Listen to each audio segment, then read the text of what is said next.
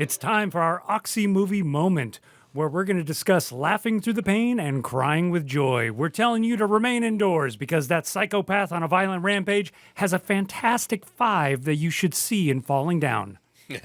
Don't worry, folks. We're just pointing out the dramatic films that made us laugh and the comedies that brought a tear to your eyes.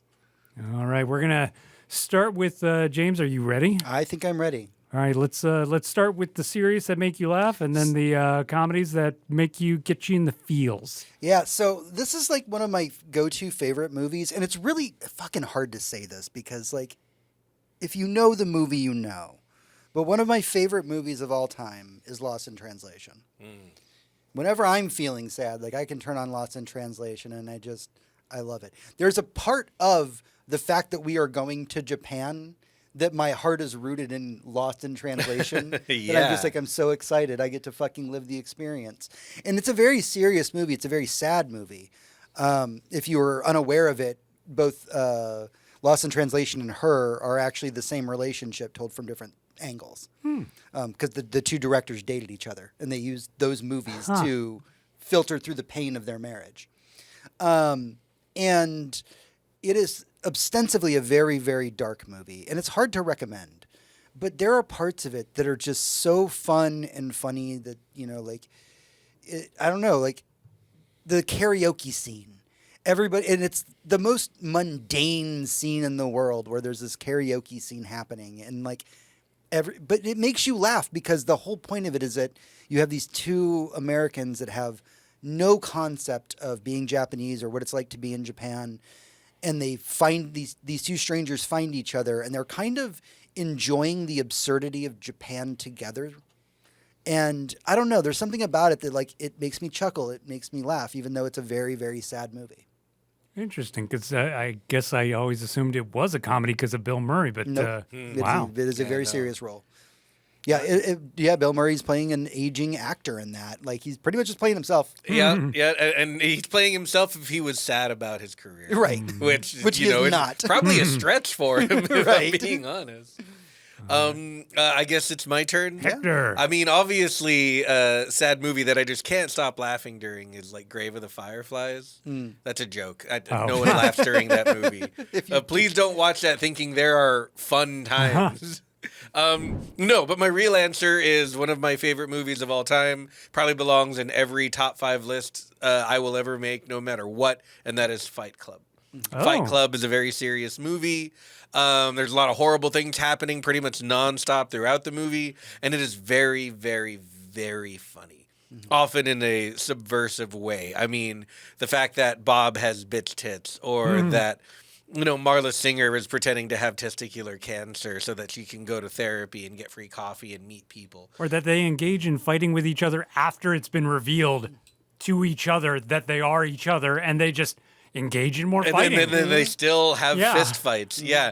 And and you can see a camera of one person just whooping their own ass. And yeah, this movie has so many incredibly funny moments and incredibly funny lines. One of my favorites, and again, this is a movie like your favorite characters die, the economy is crashed when they blow up several buildings in a city. Men with incredibly beautiful faces just have their faces absolutely ruined in a fight club because beauty is apparently a bad thing. There's so much darkness that it makes the humor stand out so much more. One of my favorite lines in the movie comes early on. It might be one of the first lines in the movie where you see our narrator, and he has a gun in his mouth, and he monologues in his head at us. He says, "With a gun in your mouth, you think only in vowels." And Edward Norton, with a gun barrel in his mouth, goes, "R-R-I-O-U." And it's just, what the fuck was that? Yep. It's hilarious. And at the end, they call back to the joke by saying callback. Yeah. And he when they get back to this scene at the end of the movie, he pulls the gun out of his mouth and he says, "Well," and he says, "I still can't think of anything." Yeah, that's such a good moment. Just incredible movie, top to bottom. It is hilarious, but it is the most serious theme dark and on Earth sad. right now, which is capitalism. Mm-hmm. Yeah.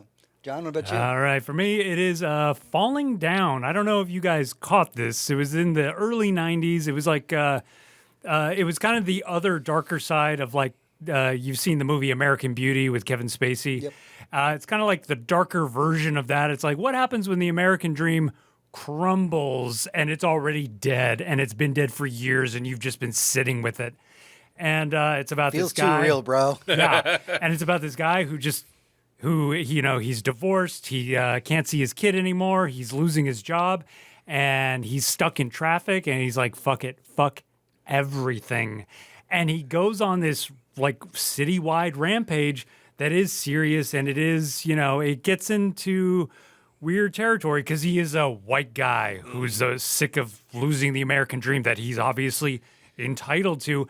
But he starts doing these like you would consider them like edgelord Dennis Leary routines, from spot to spot, and it's fucking hilarious. Like he meets up with these gangsters who hold him at knife point.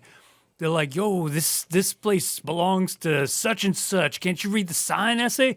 Maybe you should have written it in fucking English, essay, so I can And then he beats them up and ends up killing them. And he stops at a fast food joint and holds everybody up with a semi-automatic. And he grabs one of the burgers. He's like, "Does this look anything like that?" And he points to the picture.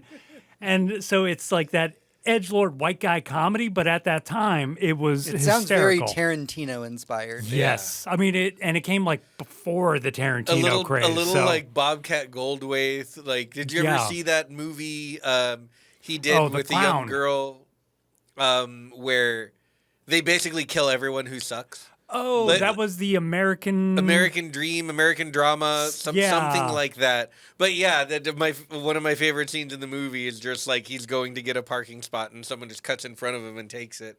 And then they get out of their car and they laugh at him like, "Ha ha ha ha, you fucking too slow." And he just pulls out a gun and shoots him. And it's like, fuck yeah. Yeah, at one point he in Falling Down, he demolishes a construction site because he's like, "This road was fine. You're just all trying to justify your inflated budgets." And it's like, so you relate to him, you root for him, but also, yeah, it's interesting. All right, James, you got a funny movie that gets you in the feels? It does. I do actually. I've been mulling this one over, and this feels almost like a cheat because I have the movie poster hanging up in my apartment. The Frighteners. Oh, that is. Yeah. It is ostensibly a comedy about a dude who can see ghosts and uses it to make a profit. Yeah. This is also the story of a man whose wife died next to him, and he lives in the shell of the house that they were building together when she died. And now he's being chased by a serial killer ghost who had one of the biggest mass murders of all time, which now, if you watch that movie and you see that number, it's laughably small. It's laughably small. But back then in the 90s, it wasn't. But there's a part of the Frighteners that it just kind of fucking gets me in the sad place because when you really start to like evaluate Frank Bannister's life and you're like, dude, this man literally watched his wife die next to him. And then he made her the garden that that he had paved to make a basketball court. Mm-hmm. But yeah, when the movie starts, it's the shell of the house that he lives in, and just he's just making a profit off of being able to see ghosts, and like with just a little bit of squinting, it's a very fucking tragic movie. Yeah, and yeah, that's mine. Nice. Oh, man. I have two for this one because one is very obvious and it's quick. The first thing that came to mind because the movie lives rent-free in my head, it is Everything Everywhere All at Once. Oh, well, Jesus, yeah. That movie is, it's a comedy. It's you watch it and it is funny, it's and that hysterical. is the point. But I have never gotten through that movie without crying openly. Yeah. Just like, I was a little embarrassed in the theater because I was going off. Like, it is... well, what a wonderful film. When he talks about kindness. Yeah. It doesn't matter where we are. I'll always want to be with you. Mm-hmm. All of that. And just for anyone who's listening to me who has never seen this movie, what the fuck are you doing? Turn me off and go watch the movie. So I'm going to do one that's a little bit older for the kids because they may have missed it. I'm realizing the older I get, especially at work lately, a lot of the team that I'm on is younger than me, so I'll make movie references, and I'll have to be like, "Are you guys old enough for that?" So I'm going to do one of those. Are you guys old enough for this? I want to talk about the movie Click. Very specifically because I am not a huge fan of Adam Sandler. Same. Not that I don't hate the guy. I'm not anti-Sandler. I find him funny sometimes.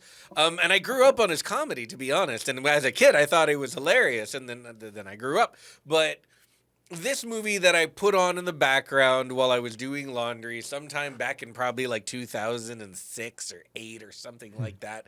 I remember watching it and being like, oh, a little bit of a chuckle there. Oh, I love Christopher Walken. The plot of the movie, so that you know, is about a man who gets a magical remote from Bed Bath & Beyond, of all places, and he can fast forward, rewind, and pause aspects of his life. And the Like end of Christopher Walken. yeah, and go watch it. I won't spoil it for you, but I'll tell you what. The end of that movie, and I was again half watching it back in like 2000 in the mid-aughts, before like binge culture or streaming was even a thing. And I'm half watching this movie, and suddenly it captures me, and by the time we get to the end of the movie, I am bawling. And I don't want to spoil any of it for you, but it's just the themes and the places that the movie decided to go with this silly premise and this silly movie starring Adam Sandler. Adam Sandler made me cry, y'all. That's how special this movie It's like is. his It's a Wonderful Life. Yeah, pretty much, honestly. Yeah. So yeah, that's mine. But if his product had just worked like it was advertised, there'd be no movie.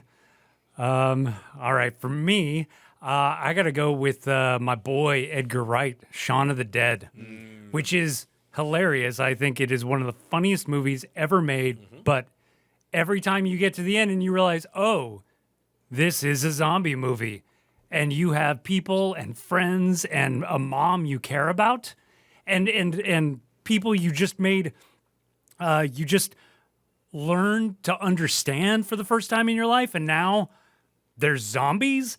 And it's just so beautifully done, and that is one that I never fail to cry during. It is it gets you because they commit to it. Like it's that riddle. What is comedy? It's that which is taken seriously, and that movie takes itself so to the nth degree, and it's beautiful.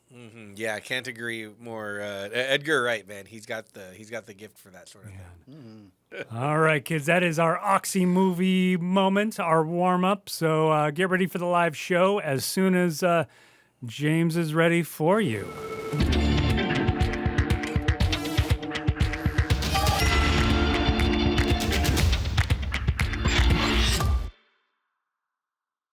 On a final note, I don't even know if I'll put this in the video, but I just wanted to say Adam Sandler, man, when he first came out, when I was, a kid in the 90s and SNL, I honest to God thought he was like this brilliant deconstructionist comedian who had was like a philosopher or something. And so he would come out like, I'm opera man.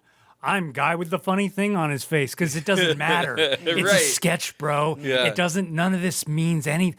And that's what I thought it was. And then I realized, oh, those were his ideas. Yep. Yeah, That's what he actually thought was comedy. Yeah, he wasn't doing a Kaufman. He was That hurts. Yeah.